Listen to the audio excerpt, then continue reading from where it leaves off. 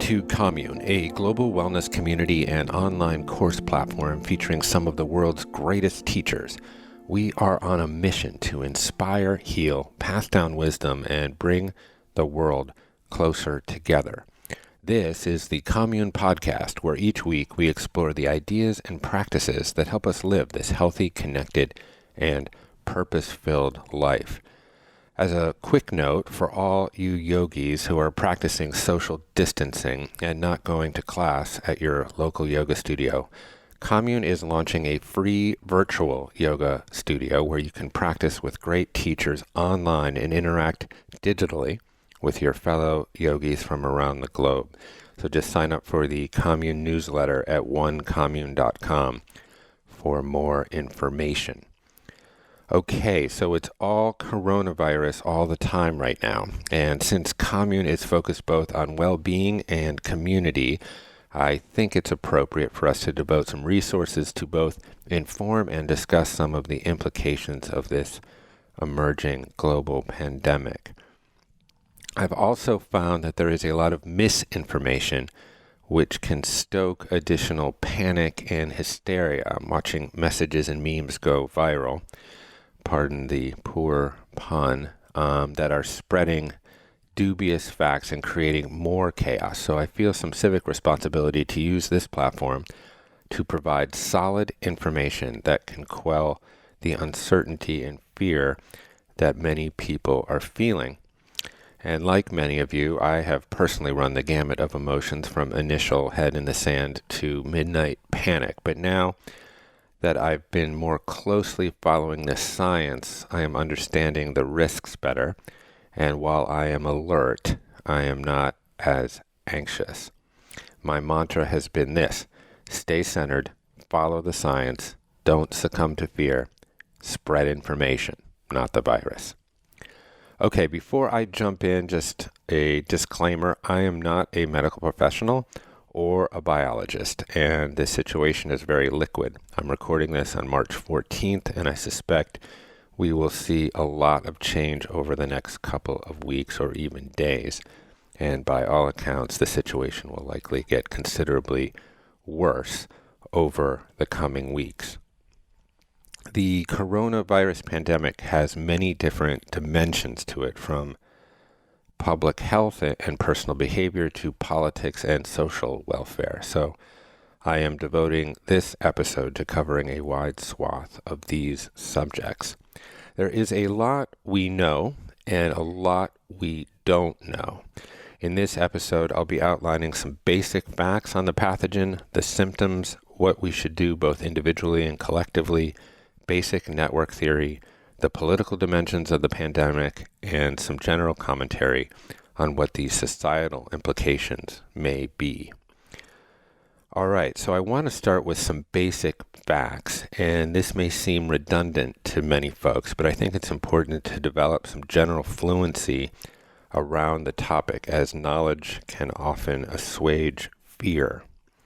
Now, coronaviruses in general are a large family of viruses that cause illness ranging from the common cold to more severe diseases such as MERS and SARS, some of you might remember. A novel coronavirus is a new strain that has not been previously identified in humans. There are coronaviruses circulating regularly all the time. This novel coronavirus is the fifth seasonal virus and causes the disease COVID-19.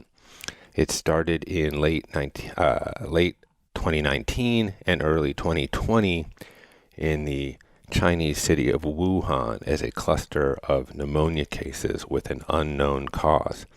It has been traced to animal markets in Wuhan.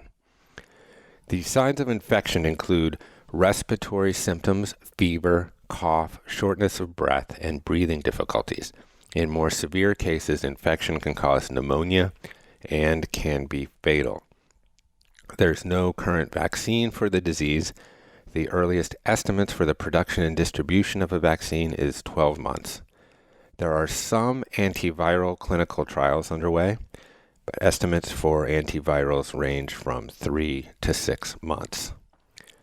Currently, the data suggests that 80% of COVID-19 cases are mild, which may be actually contributing to the spread, since reproduction agents for the virus may be asymptomatic. So basically, you could be hanging out with people that seem completely healthy, but who are actually carrying the disease.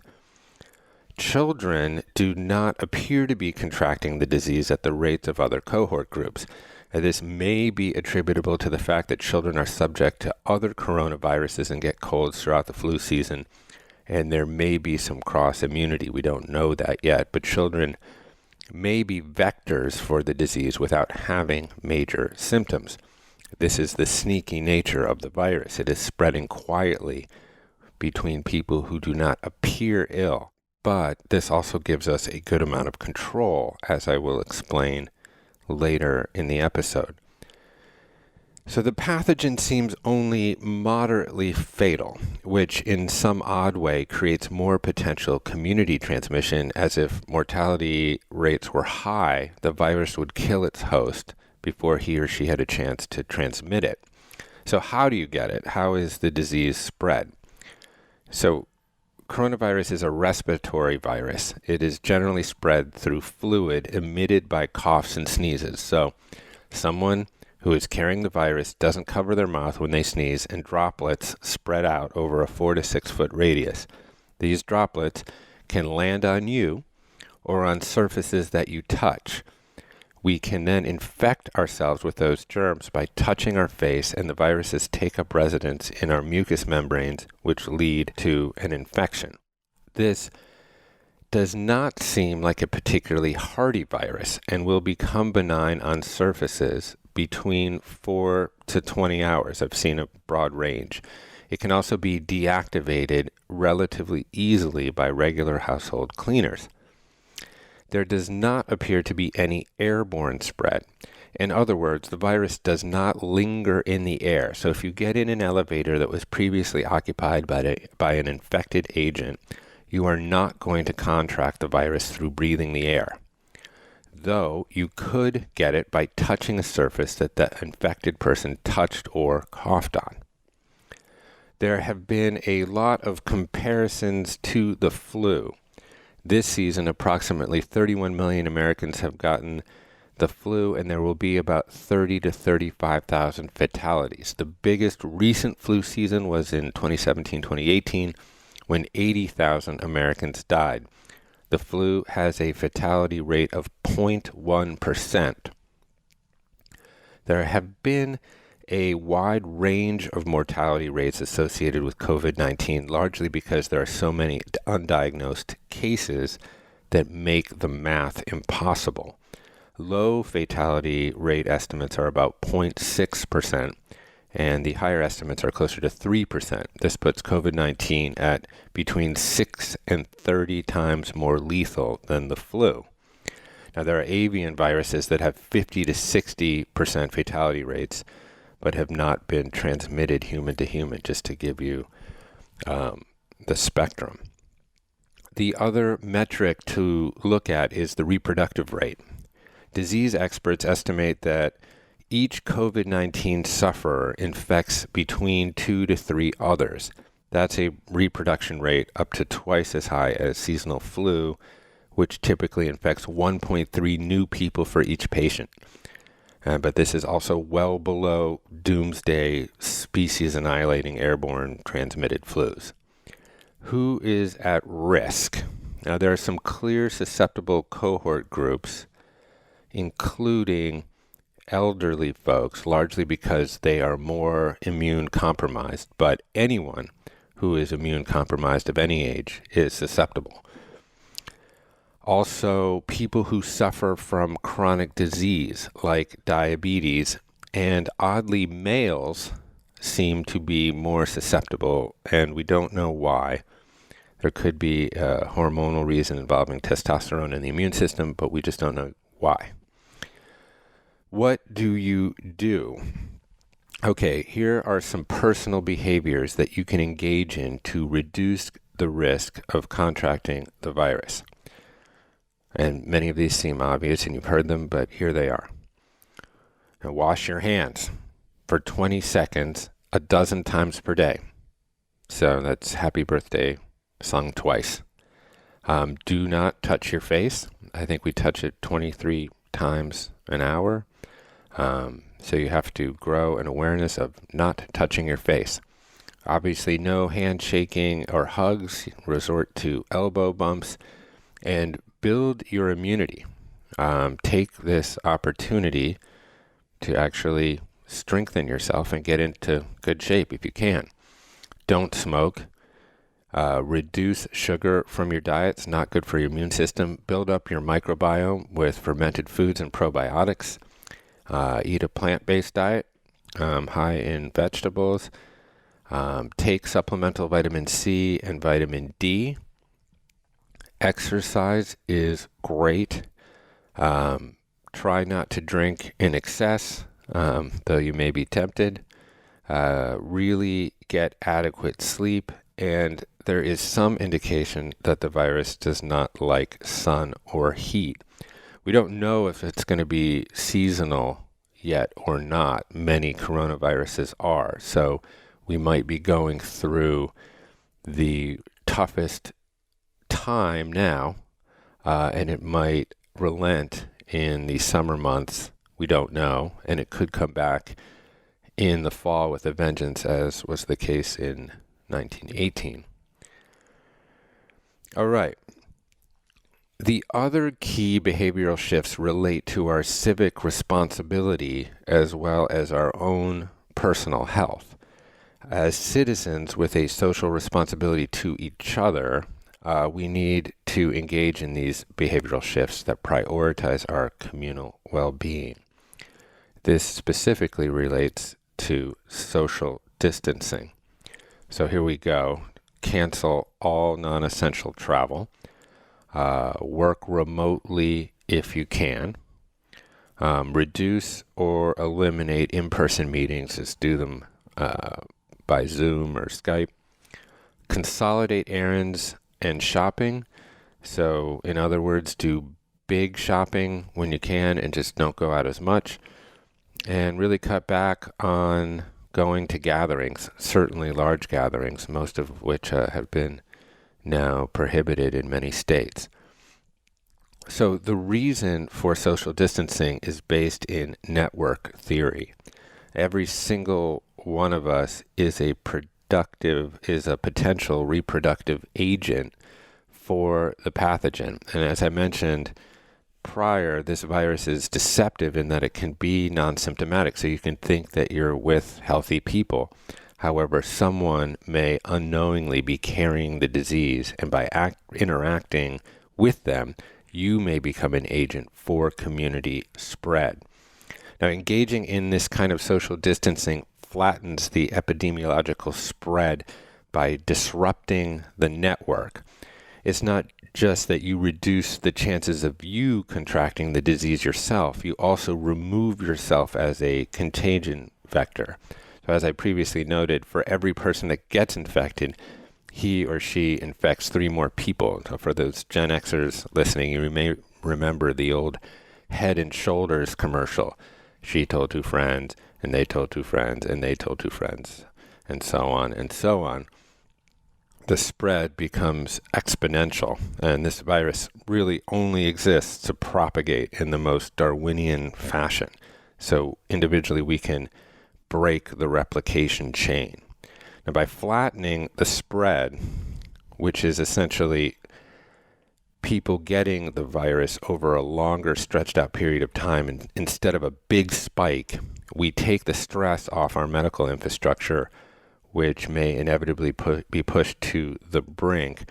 And also a note, refrain from any uncritical, non-essential medical procedures. We have only 2.8 beds per 1,000 people in the United States, so we're going to need every one of them and the staff to treat the severely afflicted. Ironically, right now, community is best served by not being too communal. Okay, so I hope that this basic information, while likely redundant in many cases, reduces some uncertainty and by extension fear, which is the next thing that I would like to address. It is important to be informed and vigilant, but not fearful. Fear not only leads to anxiety, but it also leads to rash behavior that can inevitably be even more destructive than the epidemic itself. We can't slip into societal chaos where resources get hoarded and people turn against each other. To this point, I highly advise you to not get your information from politicians or biased 24-hour cable news. Get it from scientists and reputable scientific sources such as the CDC, the Johns Hopkins website and newsletter, and the World Health Organization. As of today, the political leadership in the United States on this issue has been largely absent and misguided. And this is not an effort to turn the pandemic into a political football or malign the president. However, it is important to acknowledge the political context that we are in because it can impact our public behavior. So the first response from the president on coronavirus was the typical display of ignorant chest-thumping machismo. Instead of using the month of February to produce testing kits, coordinate with international allies, build healthcare infrastructure, etc., this administration essentially glibly dismissed the pandemic altogether. And then last Wednesday, the president gave a nationwide address that was, a crystallization of the administration's incompetence, replete with numerous incorrect policy statements and complete lack of coordination with allies and aviation officials. So this led to the next morning, throngs of people flocked to airports across Europe during a pandemic. And there was a cessation of trading on the stock exchange floor to stem the biggest market crash, potentially of the millennium. So, this president is both a well-documented germaphobe and xenophobe, and he's combined these lovable character traits to characterize the virus as a foreign threat. He's consistently framed coronavirus as an immigration issue instead of a public health issue. He did not once address the most basic notion of public testing in his address last Wednesday. Currently in South Korea, where they seem to have considerably flattened the spread, officials are testing 20,000 people per day. I believe there's drive-through testing in South Korea. Here in the United States, through a combination of red tape bureaucracy and what I would call incompetence, there have been 15,000 total tests administered at the time of this recording. And our ability to generate new testing kits is not large. So again, my intention here is not to bash the president. It's simply to provide some political context. It is exactly in these times of crisis when we need the government most. And we've seen China force quarantine, or more accurately, cordon sanitaire on hundreds of millions of people, and they have significantly curtailed the spread of the virus. The measures have been at times draconian, but by all accounts, they're working. Now, we live in a liberal democracy and not under an authoritarian regime. We do not want our civil liberties trampled or our privacy rights taken away. This is why civic engagement is so important. This is why you are so important. In the absence of leadership, it is incumbent on all of us to fully embrace our civic responsibilities. In a curious way, this time is reminiscent of 9/11. I lived in New York and ran a business 2 blocks north of the World Trade Center. And in those months after the tragedy, there was a collective grief that expressed itself all over the country, but specifically in New York City, with strangers on the sidewalk or in the subway hugging and high-fiving, engaging in all sorts of random acts of kindness. 9/11, as tragic as it was, seemed to, for at least a time, elicit our better angels. And our current situation is obviously different in many respects. The crisis is not as abrupt, and the viral spread is more insidious. That being said, I am witnessing some kind of similar shift in human behavior. There seems to be a reprioritization happening that I hope can bring out the best of us. In a way, the spread of corona literally reflects our interconnectivity. The pandemic starkly outlines our intertwined destiny and reminds us of our commune humanity.